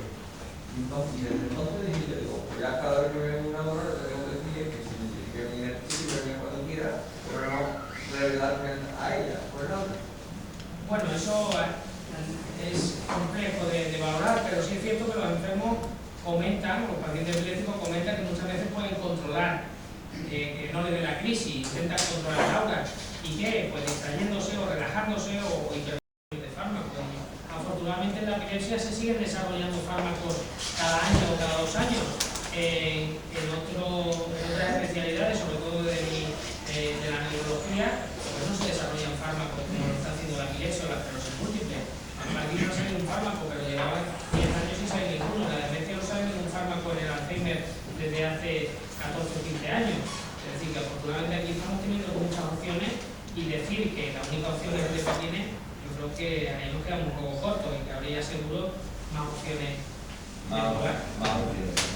Y le pregunto, una persona como mi hijo que promete Parkinson, me han dicho que es imposible que le dé un ataque epiléptico, que puede tener días con más crisis, con más o menos, pero que no le volverá a dar un ataque epiléptico. Todos los pacientes epilépticos pueden tener crisis convulsivas. Es decir, que lo normal es que la epilepsia focal vaya a tener crisis focales y los pacientes con epilepsia focal normalmente tienen convulsivas cuando no están tratados, ¿sabes? O cuando no cumplen la medicación de una forma adecuada, pero no se puede decir nunca. Los enfermos refractarios tienen crisis focales, fundamentalmente, pero tienen muchas generalizadas, o secundariamente generalizadas en este caso. Vale. Tengo un montón de preguntas ya. ¿Tenías una? Se me ha ido... Pues, no, es que era por el tema de la psicóloga, sí. por el tema que nos hablaba antes de la relajación, que dentro de las técnicas emocionales, ¿no? Que sea para ser estar más de acuerdo con tu vida y poder tratar emocionalmente uno mismo, ¿no? Autoconocerse, el autoconocimiento, las técnicas de relajación para este tipo de crisis que está diciendo que tienen ahora, ¿podría ser útil? Sí, para todo el mundo. En cualquier trastorno que lo utilices, en cualquier trastorno que se utilice, van a ir fenomenal. Eso no tiene contraindicaciones ninguna. Porque además es que la respiración es fundamental para todos. Si desde pequeñitos enseñáramos a los pacientes a relajarse, ganaríamos muchísimo. Ante el estrés, ante cualquier situación que cojan la técnica de relajación y digan, voy a hacer 20 minutos de relajación. De hecho, yo, que me voy a salir de la iglesia, pacientes normales que están un poco estresados, yo recomiendo técnicas de relajación de 20 minutos. Haz una relajación guiada de 20 minutos al día y el sistema cambia de novedad, como la novela que es igual. ¿Y a los padres? Y a los padres más todavía. Sesión doble. A los padres sesión doble. Tengo que hacer un Sí. de toda la enseñanza, lo que cada uno lo hace en su casa. Sí, Pero los padres es tienen muy que ser importante dados. porque es entendible que la convivencia crea mucho estrés para los usuarios, o sea, para los pacientes de epilepsia, pero para la gente que convive con ellos también. Hay cosas que se te escapan de las manos. Entonces, hombre, si tú aprendes del trabajo, si tenemos una buena psicoeducación, que yo creo que el mundo asociativo para eso es lo ideal, yo siempre digo, si me da algo algún día, por Dios, llevarme a una asociación, si es donde más información hay y es donde más servicios se ofrecen, porque están especializados en eso. Y además casi siempre son personas que se dedican a eso porque les salpica directamente. Entonces la psicoeducación es importantísima, te va a orientar eso, orientar la relación, terapia de grupo, o el neurólogo especializado en eso. Ese sería el primer paso de todo, la psicoeducación. Ahí falta formación a toda la sociedad, ¿no? Claro. El mundo asociativo en general en España, con respecto a los países, sobre todo anglosajones, vamos años por detrás, ¿no? Pero yo creo que es un concepto ya a nivel de sociedad, que somos más individualistas. ¿Había otra pregunta? Sí. Dos preguntas, primero. Ahora parece ser, vamos, usted también lo sabrá, que está muy de moda el aceite de CBD para distintas patologías. La evidencia, evidentemente, entonces, la evidencia también, pues, por distintos foros, asociaciones que yo pregunto, me muevo y demás, también está muy presente este tipo de aceite. ¿Hay algún fármaco que ahora mismo esté en estudio con este tipo de sustancias? Sí, ahora mismo, bueno, ya desde hace unos años estamos evaluando la utilidad del CBD, que es el cannabidiol, en el uso de la epilepsia. Hasta ahora, lo que sabemos es que este fármaco tiene la indicación, y nosotros hemos participado en ese ensayo, en la enfermedad de Dravet, donde ha demostrado su utilidad y va a salir su indicación en breve. También hemos participado en el ensayo Lenocastor y ha demostrado su utilidad en la mejoría de las crisis atónicas, y también eso lo sabemos desde hace 3 semanas, y eso va a salir y está pendiente de que la EMEA y la Agencia Americana del Medicamento lo autoricen, y nosotros hemos participado en esos 2 ensayos, y que son los 2 únicos que hasta ahora tienen indicación.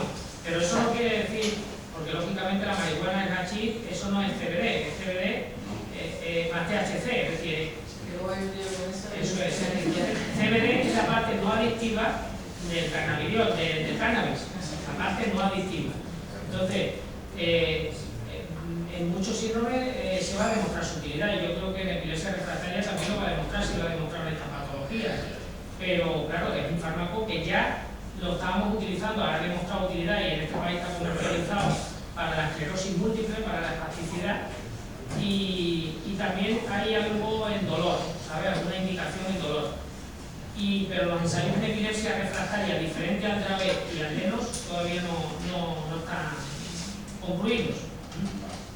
Pero que hay algún aceite en internet que se vende de CBD que no es cannabidiol, y eso es importante porque me consta que hay gente que lo está consumiendo y que eso no tiene la purificación. Y nosotros en los ensayos hemos visto que muchos enfermos han salido del ensayo por hepatotoxicidad, es decir, que aumenta mucho la transaminasa y que puede producir un daño hepático importante. Por tanto, usar esto tiene que ser bajo un control médico específico y no como se puede estar difundiendo en los foros, ¿sabes? Que me consta que algún papá por ahí está dándole THC a los hijos con este fin, ¿no? Y eso lógicamente necesita un control muy específico. Usted acaba de decir THC, estamos hablando de la parte tóxica de la planta. Yo me remito a, o sea, yo hablo del CBD. Sí, cannabidiol, que es el fármaco que está disponible para estos síndromes, Dravet y Lennox. Es lo único que ahora mismo tiene evidencia. Gracias. ¿Hay otra pregunta? Sí, yo soy padre de, paciente suyo ahora, que altamente resistente a los fármacos, tiene un estimulador. Cuando he escuchado hablar ahora mismo de los estimuladores, me ha parecido he visto una luz, me ha parecido una cosa, porque recuerdo, usted sabe de un diario muy extenso de la relación que puede haber en cualquier alimentación, medicación, no sé qué toma, y cuando me hace crisis. Quiero recordar hace muchos años que reaccionó muy bien a antiinflamatorios domésticos, tipo ibuprofeno, ese tipo de cosas. Ese tipo de antiinflamatorio podría afectar también al control de las crisis o de la zona de urgencia. ¿Podría llegar a esta situación? El AINE en sí mismo, el antiinflamatorio no esteroideo, y algún trabajo con celecoxib, que son los inhibidores de la COX, que son un tipo de antiinflamatorio, que han demostrado alguna utilidad, pero no ha habido ensayos que lo hayan patentado, eso demostrado de una forma consistente. Pero los corticoides los usamos en encefalopatías, en estatus epiléptico y tal, sabemos que funciona, ya lo he comentado antes, y yo creo que ahí se va a abrir una línea con esos nuevos antiinflamatorios que actúan ya sobre el linfocito, sobre la base de la inflamación, ¿sabes? no sobre el tejido, sino sobre el linfocito que genera la inflamación CD8. Ahí es donde está el kit de esta cuestión, que esperemos que tenga sus resultados, porque bueno, ya el hecho de que el Everoli nos lo haya demostrado que no es un fármaco antiepiléptico, sino es un derivado de la rapamicina, que es un antibiótico con efecto antiinflamatorio, pues nos quiere decir que el hecho de ir sobre la inflamación va a ser una diana casi segura en todo esto, ¿no? Y ahí ya antiinflamatorio específico, sí, neuronales que se podrían probar en este tipo de... Todo se está basando ahora mismo en ese tipo de fármacos. En las patologías epilépticas autoinmunes, no sé si se escucha la enfermedad de Rasmussen, ¿sabes? Son epilepsias muy complejas. Ahí lo que tratamos es la inflamación. Usamos cada vez más inmunoglobulinas en el tratamiento de la epilepsia farmacoresistente. Las inmunoglobulinas son fármacos que actúan también a nivel de la inflamación y de la neuromodulación. Es decir, que ahí se está viendo un campo diferente a la diana antiepiléptica de los fármacos actuales, que en otras patologías neurológicas, incluso ya os digo en el Alzheimer, está demostrando que puede ser eficaz. Pues aquí con más razón, donde tenemos demostrada la inflamación. Cuando un enfermo está muy resistente, le hace una resonancia bien hecha y se ve que hay inflamación, hay edema. Entonces, microscópicamente, cuando un paciente no está en estatus pero tiene crisis y es epiléptico, hay inflamación también microscópica. Por tanto, yo creo que tenemos que ser optimistas con esta línea de investigación, que puede ser más beneficiosa o más eficaz que lo que tenemos hasta ahora.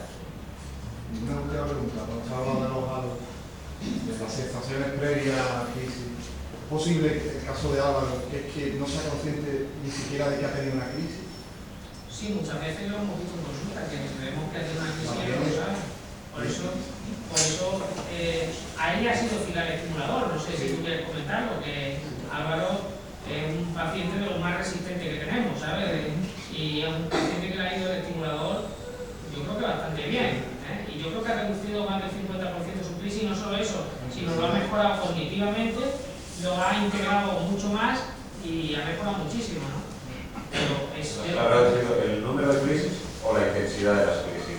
¿O ambos? Ambas cosas. Yo que preguntar. Yo puedo hablar así, escuchándote por el sí, ha reducido la intensidad, sobre todo.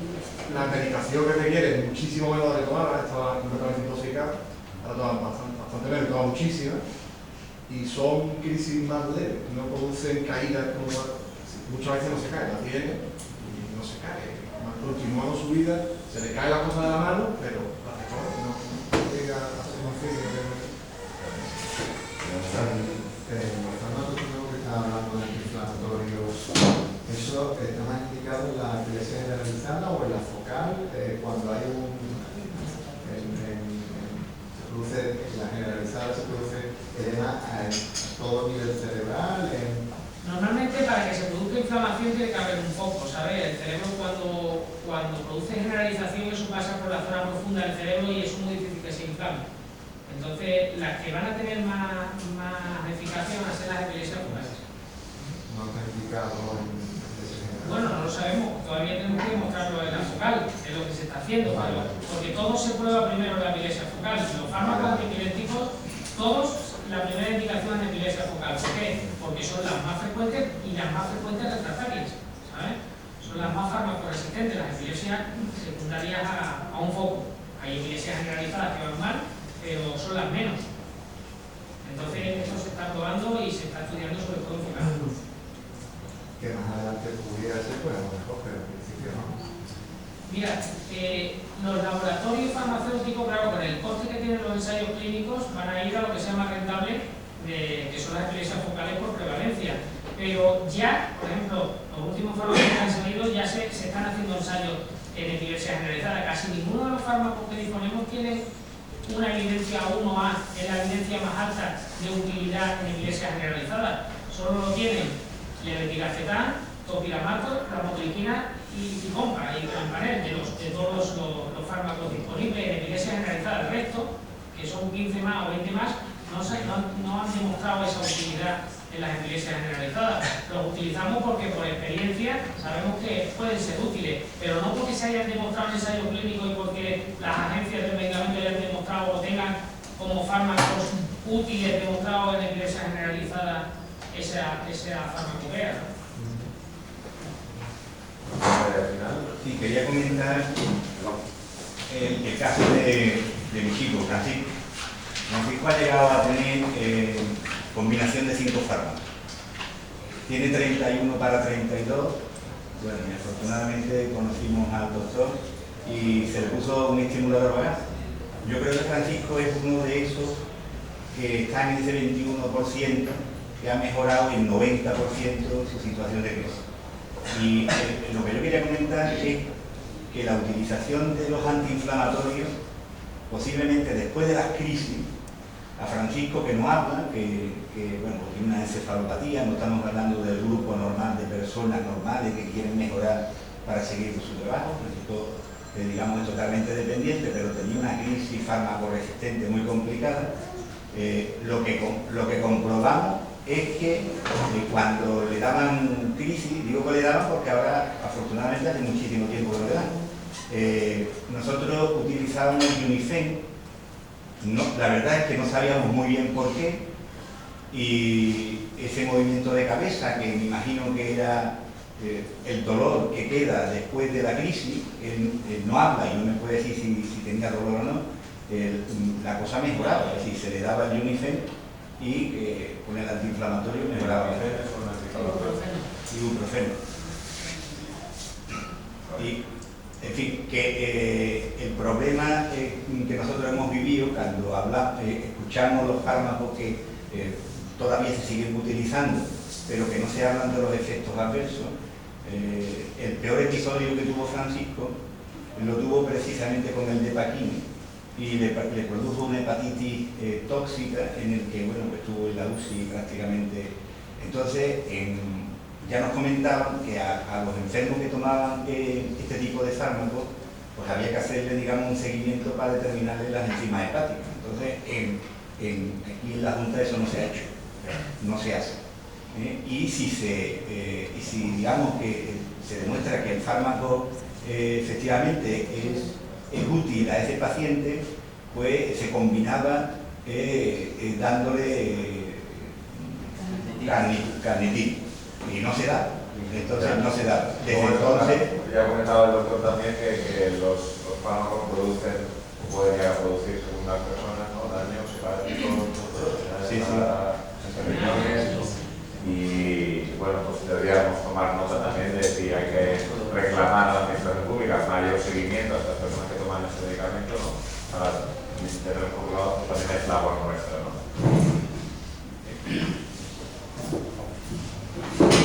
Perdón, una pregunta. ¿El Depaquine, los efectos secundarios puede ser uno de ellos, movimiento involuntario? Es poco probable, poco probable. Es que le explico, me tiene yo la pérdida del mecánico. Yo tengo un hijo con 17 años que, bueno, desde el nacimiento, año y medio así, vamos a ver, a la displasia de particular. De siempre, su neurólogo me ha dicho que le extrañaba que nunca le hubiese dado una bicicleta. Su desarrollo ha sido normal. Crisis impulsiva. Sí. Y fue cumplir los 14 años y empezó con la crisis.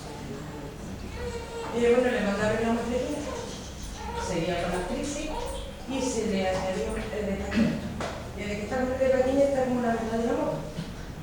Movimientos involuntarios, calambres cerebrales de echarse mano a la cabeza y se pone loco, porque en ese momento si le hablo no me puede ni contestar. Y así desde que lo mantengo. Se lo comento a su neurólogo y me dice, bueno, venga, vamos a probar a darle la gota de risperidona porque puede paliar estos efectos. Llevo 2 meses y pico dándoselas y la verdad que el niño de mejoría ninguna. ¿Y qué edad tiene el niño? El niño tiene 17 para 18, empezó con 14 años con la crisis. Nunca anteriormente había tenido ninguna. El valproato es un fármaco, el Depaquine es un fármaco que cognitivamente y atencionalmente es un fármaco con unos efectos muy negativos.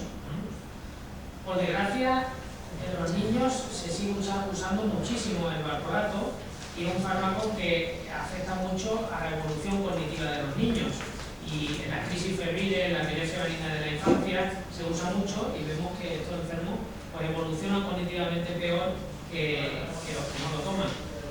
Yo creo que desde que toma el Depakine el niño está peor en el sentido de su desarrollo, de la comunicación, etc. Sin duda, y eso está demostrado. Incluso en las madres embarazadas que toman Depakine a altas dosis se ha visto que los hijos tienen más problemas atencionales que cuando no lo toman, ¿sabes? Incluso ya, pues, la Agencia del Medicamento está difundiendo de que no se use en mujeres en edad fértil el valproato por ese problema. Es decir, que si ya lo produce en el niño, en el feto, cuando más cuando lo toma directamente desde pequeño. Entonces tenemos que la tendencia, lógicamente, de los epileptólogos es a no utilizarlo o a evitar altas dosis en pacientes que tienen desarrollo, fundamentalmente.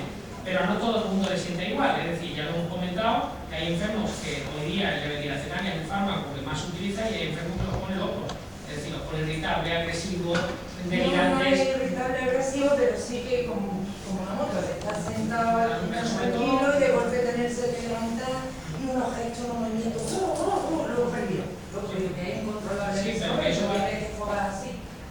El retraso mental de muchos pacientes epilépticos va a ser que los fármacos hagan que conductualmente empeoren, ¿sabes? La botulinina, por ejemplo, no tiende a hacer eso, pero el valproato, el levetiracetam, incluso el topiramato, la fensamida, el perampanel son fármacos negativos conductualmente, atencionalmente y cognitivamente, porque hay que intentar utilizar otro tipo de fármacos, ¿no? Como siempre. Hay que hacer un tratamiento a la carta según las características del paciente. O sea, al final para cada paciente hay que estudiar. Le damos un medicamento a ver cómo le funciona, vemos, se hace el seguimiento, se cambia y se va probando un poco, pues es lo que decimos antes, haciendo magia, ¿no? Los neurólogos. Pero esa inflexibilidad que comentaba el señor antes, pues no tiene sentido en el manejo de los fármacos antiepilépticos porque hay que escuchar a la familia conoce al niño, sabe cómo estaban antes y después del fármaco y los efectos adversos sois los primeros que los vais a poder analizar y transmitirlos al neurólogo para que haga un cambio de terapia. Mira, lo que pasa es que, por ejemplo, en mi caso particularmente, pues se lo comento al neurólogo y entonces pues dice, venga, pues vamos a poner el balance.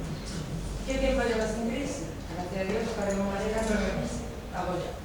Que para mí eso es un reto, un grande. Y entonces dice, bueno, esto es lo que está arreglado por un lado y te la muestro un poquito, pero te interesa más que no haya crisis. Eso también es. Sí, eso hay que valorarlo, pero que hay muchas opciones y que el neurólogo tiene que tener la pericia de decir, mira, con esta otra combinación no tiene por qué empeorar esto, aunque pueda ocurrir, vamos a correr el riesgo porque podemos ganar grandes cosas, ¿no? Tengo dos preguntas más. Sí, hola, buenas tardes. Yo también quería preguntar si el Zonegran puede producir eso. Sí. El Zonegran es un fármaco, es una sulfonamida, que es de la misma familia que o parecido al topiramato, y son fármacos que conductualmente no son buenos. Ni valproato, ni perampanel, ni levetiracetam, ni zonisamida son fármacos que conductualmente sean buenos para pacientes que ya tienen problemas o si lo desarrollan y hay que cambiarlo por otro. Hay fármacos que cognitivamente son mejores.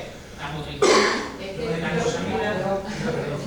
Nosotros tomamos la combinación de la motricina con Zonegran y de peridona porque escuchamos la voz. Pues sí, yo antes de poner risperidona a esos pacientes como en su hijo, intentaría quitar el valproato, usar otros fármacos y si no va ya a usar neurolépticos, porque el neuroléptico en sí mismo baja un grado impulsivo, es decir, que aumenta el riesgo de crisis. Todos los neurolépticos, los atípicos, los nuevos menos, pero siempre con neurolépticos estamos aumentando el riesgo de que haya crisis. Por tanto, Perdón, yo con la risperidona aumenta el riesgo de crisis. Sí. Ah, bien. Todos los neurolépticos aumentan el riesgo de crisis y bajan el umbral convulsivo. Por eso, si pensamos que el fármaco antiepiléptico puede ser el causante de esos problemas conductuales, hay que intentar cambiar de fármaco antes de poner el neuroléptico. Uy, tengo tres ya. En los estudios que se han hecho con el no sé cuál es el nombre, los efectos secundarios que tiene, que imagino que tendrá, porque no hay un estudio que no lo tenga, pero, por ejemplo, para el tema cognitivo, la tranquilidad, lo como un sustituto, por lo que estoy entendiendo, del ácido valproico. Este cognitivamente es un fármaco, produce sedación, porque da sueño, y y puede producir esa hepatotoxicidad, pero es un fármaco que cognitivamente, una vez que si no da sueño, se tolera bastante bien. No da sueño. Yo lo que conozco, y yo que conozco cuando personas de inmensa mayoría tienen esos estados de presentación, que son personas que necesitan muchas horas de sueño y que se quedan dormidas muchas horas. O sea, no en estado, están muy excitados a lo mejor, pero necesitan muchas horas de sueño. ¿A qué se refiere con la somnolencia? En estado normal está somnoliento. No, digo el paciente que toma cannabidiol. Sí. El paciente que toma cannabidiol va a tener más sueño de lo que tenía cuando no lo tomaba, pero eso al principio del tratamiento. Normalmente se hace tolerancia a ese efecto, pero por lo demás, cognitivamente, no es un fármaco que haya afectado. Yo creo que es un paciente que la está tomando, que tiene un síndrome de Leno, que está aquí en la sala, y que cognitivamente ha mejorado. Ha mejorado cognitivamente y ha mejorado de las crisis. A los Dravet habrá que hacerlo, ¿no? A los Dravet tenemos que hacerlo. Sí, Cuando salga, ¿no? Ya tiene la indicación. La indicación ya está. No, el ensayo ha salido positivo. Ahora espera la indicación de las agencias. Que ahora se puede tardar en que la EMEA y la FDA lo autoricen como año y medio o un año. Y que llegue a España todavía otro año más, ¿no? Hoy se podría, en el momento que lo autorizan, aunque no llegue a España, se puede pedir como uso compasivo o como medicación extranjera. Pero siendo Dravet, sí que está autorizado. El envío, ¿no? No, está demostrado su eficacia. Demostrado. Pero si mañana me lo receta, no puedo comprar la farmacia. No, lo tienen que autorizar las agencias.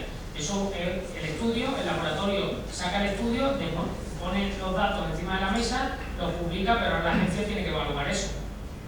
Y una vez que la agencia lo evalúe, después tienen que pasar a los diferentes ministerios que lo vayan dando precios y autorizando en cada país.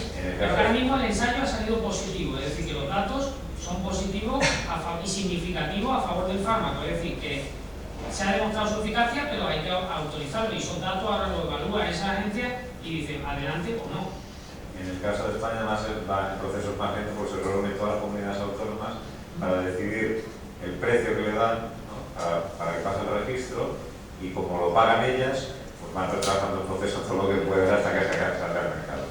Un poquito funciona así. Si no me quite la palabra, yo me gustaría que hablar un poquito del Bucolan, que hay aquí muchas personas que hablo con ellas y que no conocen el Bucolan, y personas que ya no son niños, les da una crisis en la calle, y es que los que nos hemos enfrentado a situaciones de hombres y mujeres, tenerles que poner un exceso libre, ¿verdad? Que es agobiante. Los colegios se niegan. ¿Por qué no? Tendríamos que tener más información del... Sí, el problema está en el coste, ¿no? Es decir, no se transmite esto porque el Bucolan pues, trae, no sé si 2 o 3 unidades. 4 y la de 50 euros por las La de 5 miligramos, la de 50 euros, ¿no? La de 10. La de 10 miligramos. Que el Excesolib y además dura 13 meses o 12 meses, lo que te caduca muy rápido, ¿no? Entonces, claro, es un fármaco eficaz, lo ha demostrado y eso está autorizado y es una benzodiazepina parecida al diazepam, que es midazolam, y su efecto en la vía absorción-mucosal es igual de rápida que la vía rectal, que es del Excesolib, pero lógicamente es mucho más cómodo de utilizarlo en cualquier contexto, que bajar los pantalones a alguien en medio de la calle en cualquier situación, y ¿sabes? Entonces, yo creo que hay que difundirlo, lógicamente, su uso y su seguridad, porque la seguridad está más que demostrada en los ensayos clínicos. Sí, bueno, primero allí. Mi pregunta es para Maricarmen. Yo tengo 39 años, todavía no hace ni un año que me han diagnosticado la epilepsia. Entonces, los médicos me dicen que tengo que dormir 8 horas, que no me puedo estresar, que no puedo hacer no sé qué. Mi psicóloga me dice que tengo que hacer vida social, que tengo que hacer no sé qué, que tengo que hacer no sé cuánto. O nos ponemos de acuerdo y yo me vuelvo loca, voy a llegar a los 40 y todavía no sé lo que tengo que hacer. Yo creo que son unas pautas muy buenas de llevar, porque te están diciendo que tengas unas 8 o 7 horas de sueño. Creo que son pautas muy normales. Te habrán dicho que nada de alcohol. Sí, yo he dejado ahora mismo una pata en mi vida y la acabo de cambiar. No puedo conducir, no puedo beber, no puedo hacer nada. ¿Tienes algunas limitaciones? Pues acostumbrarte a ella y aprender a vivir con ellas. Tengo muchas limitaciones porque yo tengo un estilo de vida, me llevo hace mucho que no tengo un estilo de vida, y me acaban de hacer así, ¡pum! Y me acaban de quitar mi vida. Empiezo una vida nueva, perfecto. Entonces yo siempre voy de festival, me puedo 4 días de fiesta en un festival, no tengo problema, pero si tengo que dormir 8 horas no me puedo ir a un festival. Entonces, hay que cambiarlo, tendrás que poner la tengo que volver a cambiar mi vida entera. Claro, y por lo que he son escuchado, ciertas limitaciones, porque, a ver, irse 4 días de festival tampoco está en la normalidad, ¿verdad? A ver, yo me voy a un hotel y duermo 8 horas, ¿verdad? Que tampoco es que vaya a drogar, que no me va a drogar en mi vida, pero... Las limitaciones que te están poniendo no vaya usted a la calle que no le puede dar el sol, hombre, que me están pidiendo, pues son limitaciones muy normalizadas. Por mi médica, viviendo en Sevilla, que le llaman narices, cuando hace mucha calor no puedo salir a la calle porque cuando me entran los ataques y la ansiedad y demás. Entonces al final llega un punto en que dice, ¿qué tipo de país o qué hago con mi vida? Tenemos que buscar lo positivo, y lo positivo es acostumbrarte a dormir sus horas, y esto es otra etapa. Como empieces a focalizar en lo negativo, te va a venir abajo. Es lo que hablamos siempre de la terapia, es otra etapa. Hay que aprender a convivir con esto y no tenerlo como obstáculo, sino aprender a utilizarlo en tu día a día. Lo positivo es que las pautas que te están marcando no son pautas desorbitadas, son pautas que cualquier persona en condiciones normales las lleva. El hecho de que no puedas tomar alcohol, bueno, focaliza en lo positivo. Lo positivo, pues mira, si no te has pillado en la infancia, porque eso es importante, el impacto emocional que en la infancia, en la adolescencia o a tu edad adulta no tiene nada que ver. Son dos temas totalmente distintos. Ya tus etapas de desarrollo están totalmente cerradas. Sí, entonces, supongo que cada cosa trae. Claro, pero te digo que focalices, que entiendes lo positivo. Pero entonces es lo que yo prefiero. Yo entiendo todo ese tipo de temas. Pero realmente tú bien sabes que yo todo lo he ido, cada vez me ha tocado uno distinto que yo por la seguridad social. El penúltimo no me he hecho ni cuenta, quisiera vida normal, que yo podía tomar café, que yo podía hacer no sé qué, que yo podía hacer no sé cuánto. Y la última me ha tomado un poquito más en serio y ya me ha puesto otro epiléptico, otro no sé qué, ya duermo en condiciones, porque le debía ser tan. Una moto no. Lo siguiente, yo iba cogiendo, dormía 4 horas al día. 5 como mucho. Y ahora ya por fin he conseguido, por lo que me han mandado ahora, que llevo una semana y media nada más, dormí 8 horas, que ya es algo, con eso, con todo lo que tengo encima. Entonces, muchas veces que no sé ni qué pensar, ni qué hacer. Es que te encuentras que muchos pacientes que eso, están muy desorientados, porque van hoy, les toca un neurólogo, van dentro de 15 meses y les toca eso que te provoca una desorientación en las Y afortunadamente tengo a alguien que me ha hecho una mano, porque si no estaríamos perdiendo que llevar con las dos. Es verdad. Bueno, hay que continuar, ¿no? Yo quería preguntar si el fármaco la motricina es compatible cuando una mujer está embarazada. Es de los fármacos más seguros. Durante años se pensó eso, que no tenía ningún tipo de efecto teratogénico, pero bueno, se ha visto que aumenta un poco el riesgo sobre la población general de labio leporino, pero malformaciones mayores es de los fármacos más seguros, ¿no? Y en el caso de quedar embarazada, dejar de tomar antiepilépticos. No, es decir, que las pacientes antes de quedar embarazadas se puede ajustar el tratamiento antiepiléptico a la mínima, pero eso se tiene que prever y organizar y prevenir. Una vez que la enferma queda embarazada, no se deben de modificar los antiepilépticos porque eso puede conllevar riesgo de crisis y el riesgo de una crisis es mayor que el efecto teratogénico que pueden tener los fármacos. Ten en cuenta que si en la población general el riesgo teratogénico está en un 1% o en un 2%, con el fármaco más teratogénico estamos en un 4% o en un 4,5%, es decir, que con el ácido valproico. Y no aumenta mucho más el riesgo teratogénico sobre la población general, son 2 o 3 puntos lo que aumenta, y el riesgo de que una crisis genere un aborto o genere problemas en el feto es mucho mayor. Por tanto, una vez embarazada no se recomienda cambiar los fármacos antiepilépticos, se debe hacer antes. Pues sí, a ella se le va a recomendar que al quedarse embarazada quiere dejar la medicación que puede dejarla. Ella es que no le dan ataque eso, es movimiento de manos y boca, solamente no. Dentro muy poquito, luego se queda un poquitín floja y ya, bueno, de momento ya sale. Esos son crisis del lóbulo temporal, son crisis automotoras y son por una esclerosis o una displasia de hipocampo. ahí, si tú quitas los antiepilépticos, nunca te da una crisis convulsiva, pero te va a poder dar, ¿sabes? Y eso en el embarazo va a tener, como digo, más riesgo que seguir con tus antiepilépticos. No sé que tomes 4. Si tomas 4 antiepilépticos y te quedas embarazada, pues a lo mejor se puede buscar en quedarte en 2, sobre todo en los primeros meses, y correr ciertos riesgos.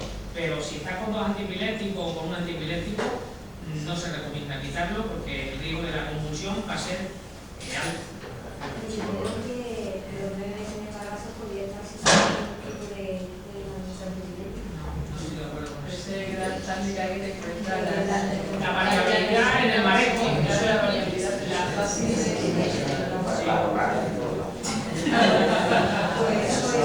Que no había ningún tipo de problema, como ella dice que lo que tenía era poca cosa, El problema, que no le daba como ataque al bolso. el problema no es la poca cosa que tenga, sino lo que decía el doctor, que le puede venir una generalizada y el riesgo de que ocurra, que estaba en el 80%, creo recordar que habéis dicho anteriormente. Con lo cual, es lo que hablábamos, ¿no? Antes cuando hablábamos de quitar la medicación y en función de qué crisis tenías, tienes un 80% de tenerlas incluso más fuertes, ¿no? Entonces parece que lo que dice el doctor va por ahí.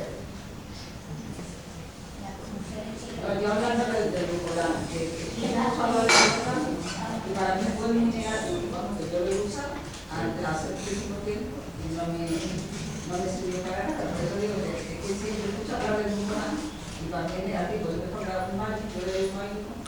Pero como todos los antiepilépticos, lo que estamos hablando, hay enfermos que no le hacen nada, y es que estamos hablando de un 35% o 30% de los pacientes epilépticos no responden a nada. Y después hay un 70% que sí, que muchos van a responder al fármaco de inicio, que son aproximadamente 50, hay un 30% que tienen que hacer muchos cambios para conseguir el control. Es decir, y el bucolan, pues tiene evidencia porque lo ha demostrado el ensayo clínico. El estesolino tuvo ensayo clínico que lo demostrara. Han demostrado la práctica clínica, pero no hay ensayo clínico que lo haya demostrado. Lo más efectivo que yo lo usaba en hospitales, todo, sin embargo, yo el bucolan, como un bucolan, y a mí no me sirve para nada, por eso es mi opinión nada más. Hay estudios que son farmacoeconómicos que demuestran que no solamente es más eficaz el bucolan, sino además que genera menos gasto a la administración pública. Deberíamos, otra de las cosas que deberíamos pedir, ¿no? Una extensión del bucolan. Pues más eficaz y más barato a la larga. Claro, barato de precio no está mal. Estaba el primero, luego ella, luego tú. Sí, sí. Tiene una pregunta. ¿El pasquine es un estimulante relajado, un relajante o qué? No.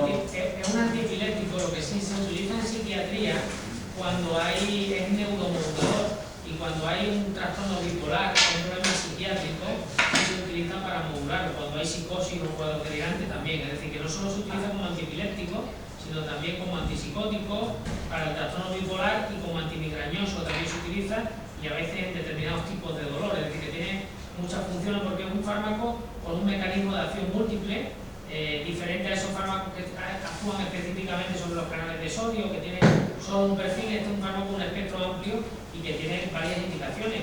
Y es un buen fármaco, lo que sí es cierto que en algunos enfermos, sobre todo en fase de desarrollo cognitivo en niños, es un fármaco muchas veces negativo, otras veces se tolera muy bien, pero que si aparecen esos problemas cognitivos hay que tener la destreza de cambiarlo y aunque el enfermo esté controlado, si cognitivamente no está bien, hay que cambiarlo. Lo fácil es dejarlo, ¿sabes? Y dejar al niño con esos problemas cognitivos, conductuales y con la evolución que va a ser negativa si sigue tomándolo. ¿Es compatible con un relajante muscular? Sí, y frecuentemente lo usamos asociado al Noyafren, al clonazepam, que son relajantes musculares, incluso al Valium. Escucho una cosa en televisión que me resulta algo de ciencia ficción, que le llaman el casco de Dios, que te lo ponen y te meten corriente para estimular el cerebro, la parte que implica la epilepsia. Bueno, ahí el sistema este que está en desarrollo, que está ya patentado y además que está demostrado, que algún paciente de aquí lo ha usado también, que es el Neurosigma, es un paciente que es un tratamiento que lo ha demostrado la Universidad UCLA, que ha hecho un de Los Ángeles, que ha hecho un ensayo clínico y ha mostrado su utilidad en depresión y en epilepsia. Mis resultados no son buenos. Y la mayoría de la gente que yo conozco que lo ha usado no son buenos. Pero bueno, es una opción que se puede probar y que habrá que ver esa evolución en los estudios de práctica clínica, si va siendo efectivo o no. Pero que en el ensayo fue efectivo y tiene indicación en Estados Unidos, que es un sistema caro y los centros americanos lo están autorizando. Entonces, allí sí que tienen que pasar por un cribado y por un análisis de resultados para que estos seguros lo amorticen. Aquí en España no hay nada, ¿no? Sí, nosotros... Hay un señor que yo también que es psiquiatra, no neurólogo, pues yo en el curativo le tengo muy venido que no comprar vida desde aquí en Barcelona estaba ya la productiva que se está. No, sí, nosotros ese sistema lo tenemos aquí, yo he puesto varios sistemas de eso y lo tengo, lo tengo allí arrumbado a la consulta, no lo uso porque los resultados no han sido buenos, por lo menos mi experiencia, lo he usado a lo mejor en 8 o 10 pacientes, pero no tengo buena experiencia. Yo quería dar mi opinión porque yo tomo Repagine, tomo la Rosomira y soy epiléptica desde que tenía 5 meses. Hay que dar con un buen profesional, un buen neurólogo especializado, porque yo vi con una doctora anterior a mi neurólogo, que es el doctor Blanca, que tenía 10 años sin convulsionar y me dijo que yo ya estaba curada. Yo le dije que yo quería buscar niños, él me dijo sin problema porque ella está curada. 10 años sin convulsionar, tú estás curado. Me quitó la medicación. El Epanutin, en ese entonces tomaba Epanutin y Depakine, me quitó el Epanutin primero que el Depakine y efectivamente pues volví a convulsionar. Ya di con el doctor Blanca, me quitó el Epanutin, me lo suplantó por la Cosamida, ahora tomo la Cosamida, que es el Mimpar, y el Depakine, y aquí está mi pequeño milagro. Finalmente, pues tuve mi bebé, estoy bastante controlada, tuve un embarazo muy bueno, fue un parto normal, lo que sí que tuve muchos más controles que cualquier embarazada. Me controlaron por alto riesgo, yo llevo mi vida normal, la única diferencia es que, bueno, yo soy consciente de que el embarazo, por ejemplo, me dio mucho insomnio y ahora me han entrado todos los sueños juntos. He tenido a la bebé, me entró todos los sueños juntos, pues la bebé de noche es para el papi le da primero y yo aprovecho de dormir para no trasnocharme porque es verdad que el sueño para nosotros es fundamental. Entonces, pues yo, gracias a Dios, llevando una vida sabiendo que yo no bebo, yo no fumo, una vida sana. Sí, es verdad que tengo muy mal carácter, muy irritable, pero bueno, yo intento controlarlo. Y simplemente para que supieran mi caso, por si es de ayuda a alguien. Muchas y gracias. a un buen profesional. Muchas gracias por la aportación.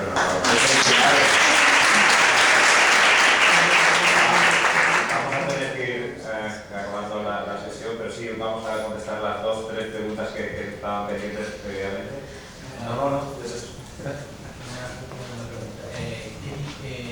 ¿Qué características tiene la neuronía y qué se diferencia de otro tipo de crisis? Bueno, pues las crisis, como sabéis, pueden ser crisis automotoras, que son crisis parciales complejas, pueden ser ausencias, que son típicas de las epilepsias generalizadas infantiles o juveniles, y pueden ser convulsivas tónico-clónicas, pueden ser tónicas, que son crisis de rigidez, pueden ser clónicas o pueden ser mioclónicas. Las mioclónicas se presentan en el contexto de epilepsias generalizadas idiopáticas, que se llama epilepsia mioclónica juvenil, o de un grupo de epilepsias que se llaman epilepsias mioclónicas severas.